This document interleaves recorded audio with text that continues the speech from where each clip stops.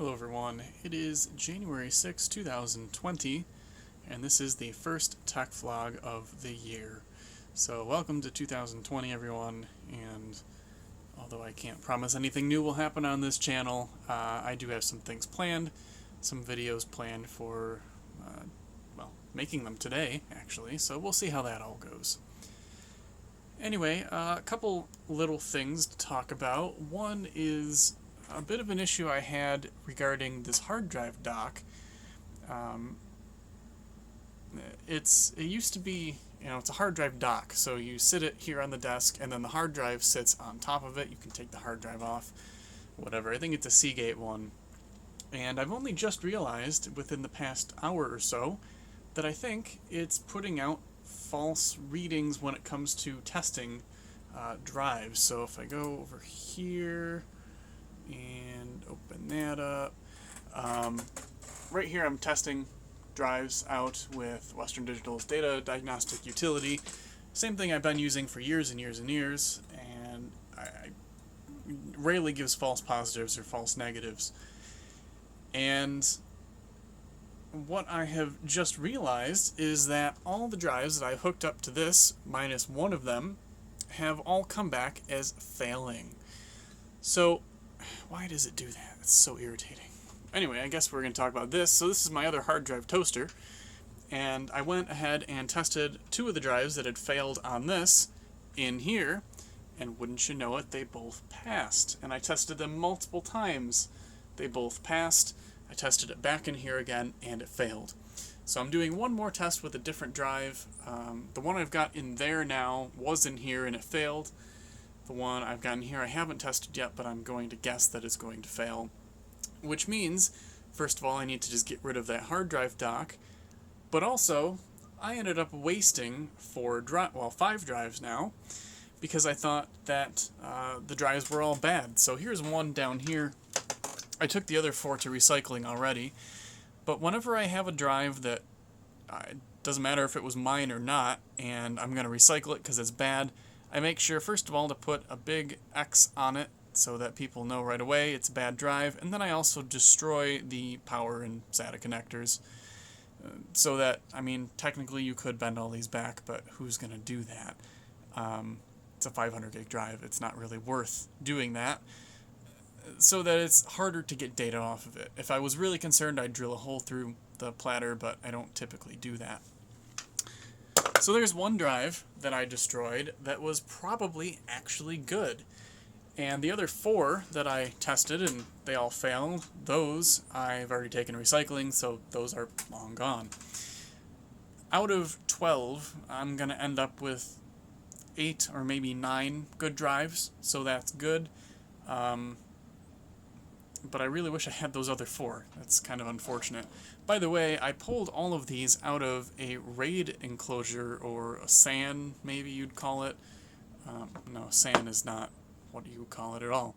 Yeah, basically a RAID enclosure. It had 12 drives in it. They were all these Apple branded, but they're Apple logoed Seagate drives, 500 gig. And I think they may have all been good, but the thing is, they are high hours.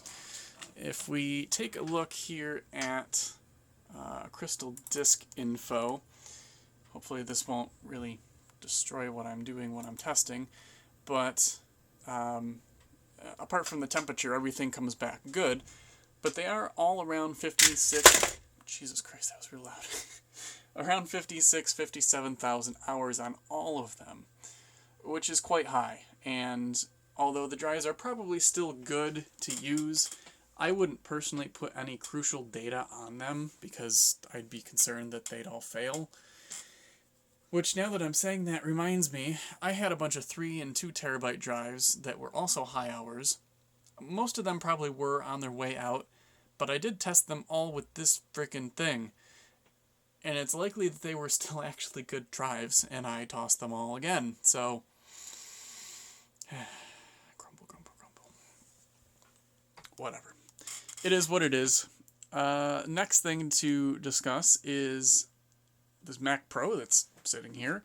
This was another thing I found in the recycling bin along with those drives and something else, which I'll show you in a second, and some RAM.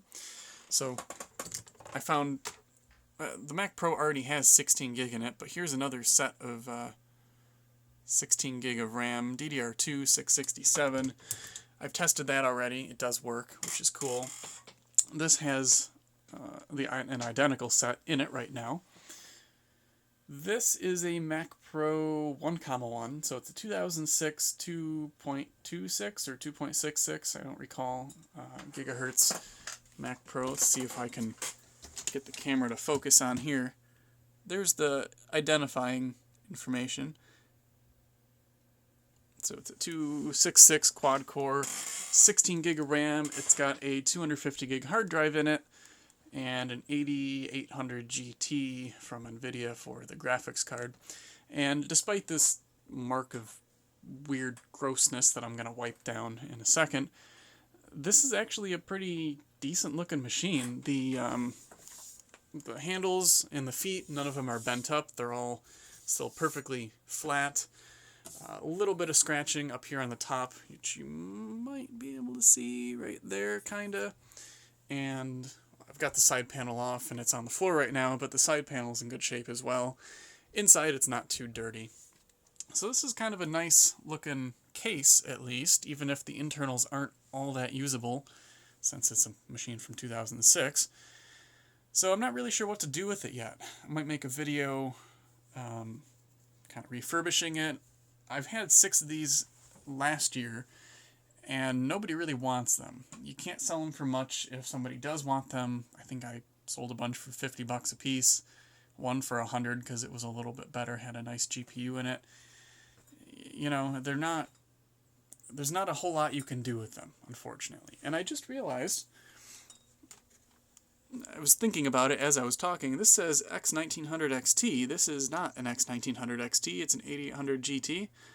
250 and 500, doesn't have a 500 gig drive in it, it still has the 250, and so that'd be 4 1 gig sticks of RAM. That's upgraded. That makes sense.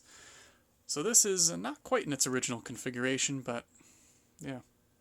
Anyway, that'll come in a later video. I'm going to talk about that a little bit. And the last thing I want to discuss is this. This is an XServe from 2008. So this is the first Intel XServe I've ever owned. It's a pretty high-end one as it is right now. It's got 16 gigs of RAM, so all slots are currently populated. It had, from Apple, it had a 1 terabyte and a 750 gig drive. I've got them out so I can test them, but you can see right there it says 1 terabyte SATA, and this one will say 750 SATA. And I have both of those drives sitting right there. I just have to put them on, not that one, not that one. Need to put them up here and test them out, make sure they're still good. This one I don't believe had anything in it. Oh, it did. 80 gigs. Okay, so that was the boot drive. That is missing. So somebody took out the boot drive and just left the 2 data drives in there. That's cool. But yeah, it's a 2008 8-core, so 2 quad-core Xeon CPUs at 3 gigahertz.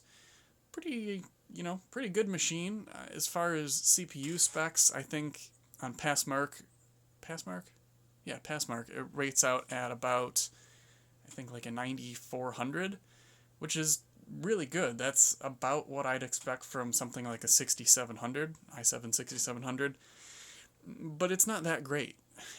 It uses a lot of power, it's loud, and generates a lot of heat. It's probably not something I'm going to keep around for long, but I do want to make some videos about setting it up and playing around with it.